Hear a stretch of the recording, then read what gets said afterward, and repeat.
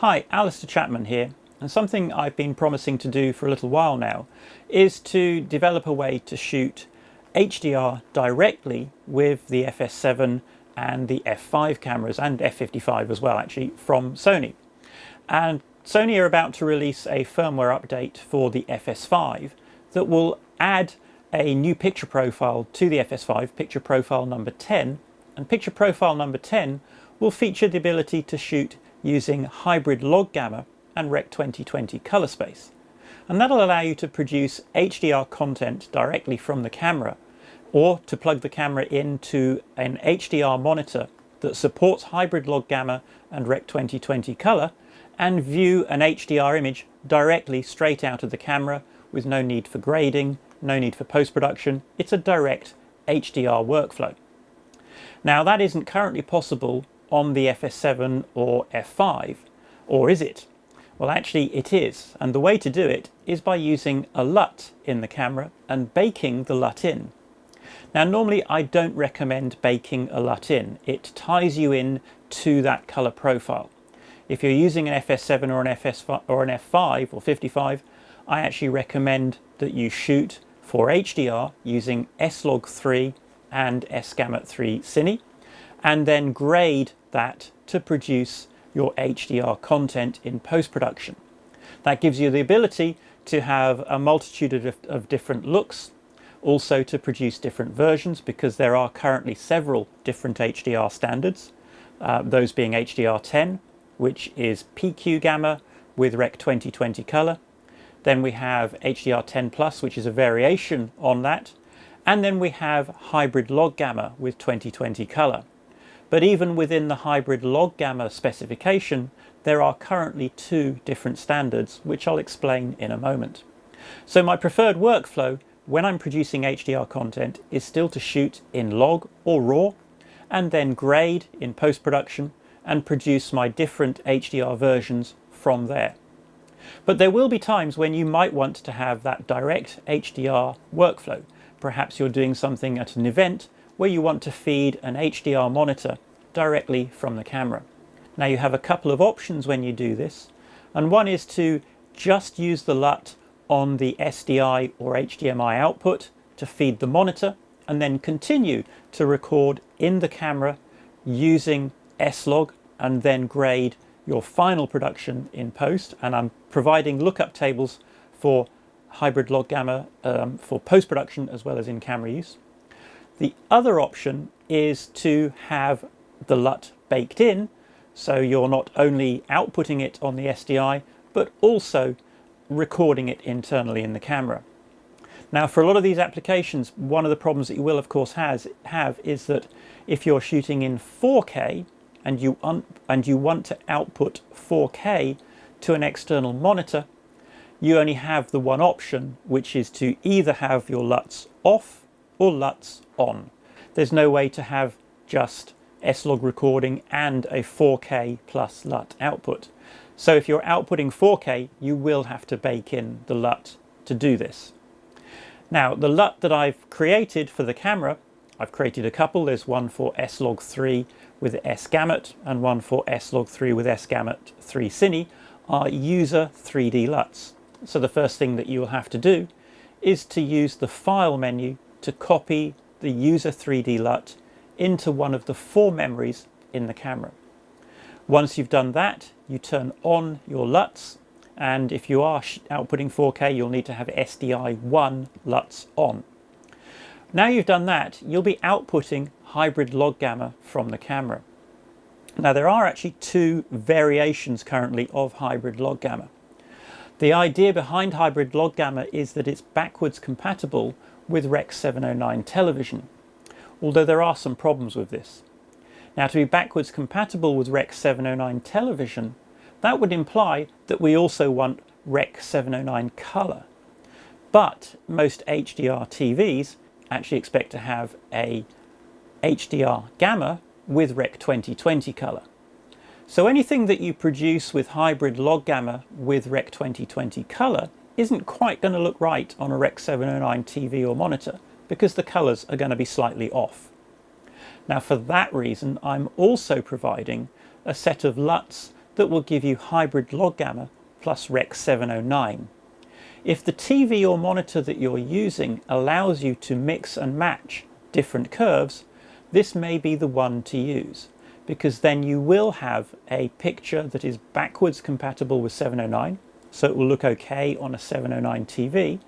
You're not going to lose a great deal of colour, to be honest. 709 covers most of the normal colours that we see in everyday life, and this gives you the most compatibility.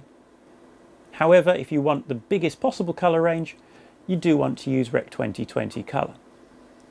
Now, the two different versions of hybrid log gamma of the gamma curve themselves are to do with where you set the white level. Now, in Rec 709, we normally record white at 90%. And I've got some really nice test equipment here that I can show this stuff on. So this is a Leader LV5490 multi-waveform display, and on here we've got a picture, we've got RGB parade and a CIE color diagram, and here we have a Leader LV5333 portable waveform and vector scope. And right now I'm just going to bring up a clip on the FS7, and this was shot with Rec 709, and let's just have a look at Rec 709 to start with. So this is our plain vanilla Rec 709, so let's just let this play a little bit. So if we bring up the waveform, this is a YCBCR waveform, so this is our luminance here. And let me just switch this actually up to composite, be a bit easier to see. So here we have our composite waveform. And this chart is correctly exposed, and what we see here is that it's a tiny bit overexposed actually, is that the white is recorded at around about 90%. And that's our standard Rec 709 level, is that a white piece of paper, something like that, should be recorded at 90%. Now for HDR, high dynamic range, we want to have a much greater highlight range. And we can't just cram a huge amount of extra dynamic range between 90% and our maximum recording level of 109%. That's only 20%. That's a very small space. And you can't just put a whole load of extra dynamic range in such a tiny space. So for HDR, what we need to do is record white at a slightly lower level. And there are two standards with hybrid log gamma. There is the NHK standard, which records white at just a little bit above 50%. And then there is the BBC standard that records white at 73%. Now, the lookup tables that I've created, I've used the BBC standard. And that's simply because the NHK standard recording white at only 50%, if you view that on a Rec 709 TV, that's pretty dark. Whites are dull, skin tones are very low, and overall the picture looks pretty dim. It's not a great image. Whereas the BBC hybrid log gamma standard, which uses white at 73%, is much better. It's actually very similar to a Sony Hypergamma or Cinegamma. So let's just take a look at what I've created LUT-wise. So I've got an example in the camera, recorded using my hybrid log gamma LUT, and this was exactly the same exposure as the previous clip, but with the hybrid log gamma clip LUT applied to the S-log. So if we take a look at that now on the waveform, if we look here now, we'll see that white, it is a tiny bit overexposed, is just a little bit above 73%. And in terms of what that looks like, well, if I go to my picture mode here on my waveform, so if we look at that on my monitor here, this is Rec 2020 color with hybrid log gamma, it doesn't look wrong. The colors are a little bit washed out. It is a little bit dimmer than 709 would be, but the audience probably wouldn't realize that this is anything different. They're just going to see a very slightly less bright, less colorful image, but it won't look incorrect. It'll still be a viewable image.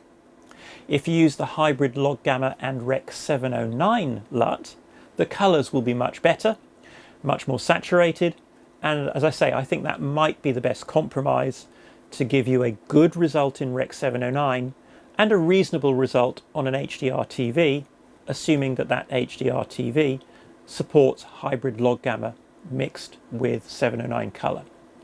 So to shoot using this LUT and to expose correctly, you need to expose white, a white card, white piece of paper, something like that, at 73%. That would be the exact right exposure. And that's going to give you a good HDR image and a perfectly reasonable standard dynamic range image as well. And that's how you're supposed to use this LUT. Also in the LUT kit that I'm providing for this, there's a set of post-production LUTs. So if you do shoot in log, you can shoot with S-Log3 and then use the LUTs to create the hybrid log gamma from that in post-production as an alternative workflow. So I hope that isn't too confusing for you. It is quite a confusing subject, HDR currently, but using these LUTs, use either the 2020 LUT if your primary output is going to be hybrid log gamma 2020 color on an HDR TV.